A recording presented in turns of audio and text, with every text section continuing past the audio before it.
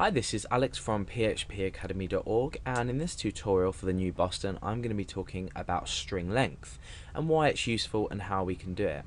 Now, as you know, we can create a variable with a string type which will automatically be created with us.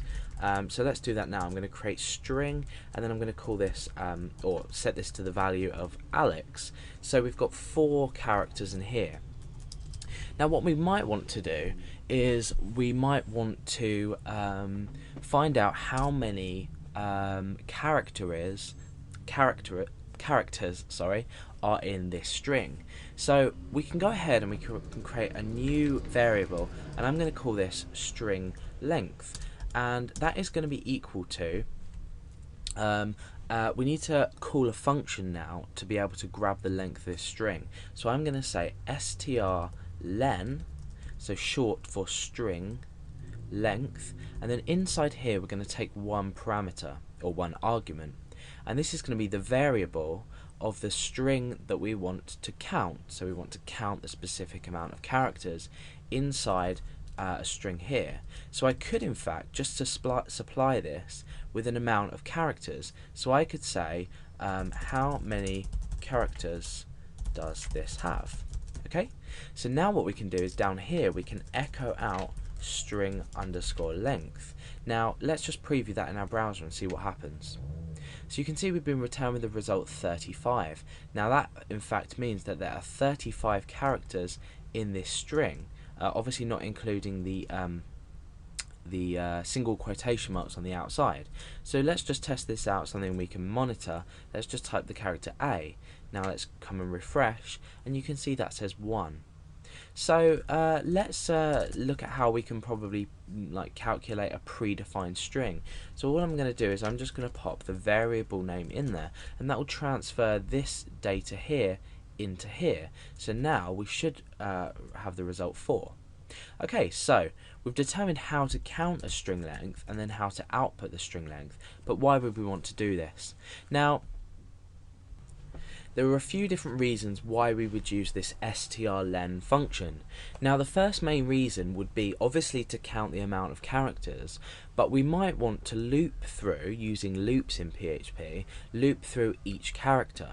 And the way we do this is we either use, I would personally use a for loop, but you could use a while loop, a do while loop, or a for loop. So let's say we were using a for loop to loop through. Now maybe I won't show you the example in this case because you may not have looked at for loops yet.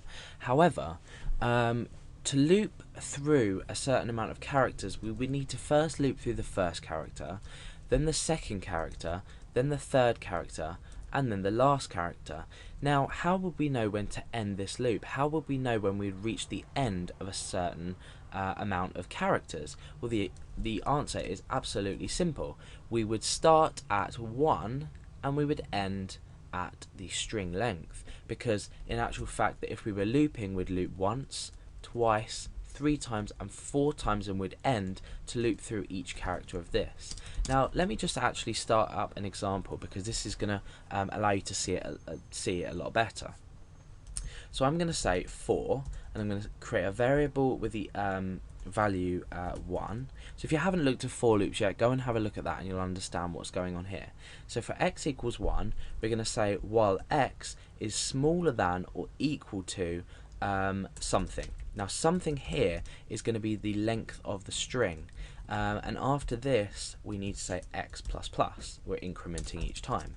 So the string length here needs to be determined. So now what we can just do is put string length straight into there.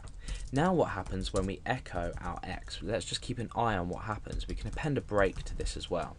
So let's go and refresh.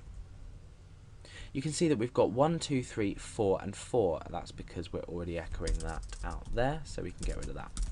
Okay, so we're echoing 1, 2, 3 and 4. So you can see that already we're counting through and we're only looping 4 times because we've determined that the string length is there. So this example might not particularly make sense to you now, but later on when you need to loop through a string or a string, if you wanted to loop through a string, you'd find this useful because you can determine a string length and then set a boundary for how many times you want to loop specifically.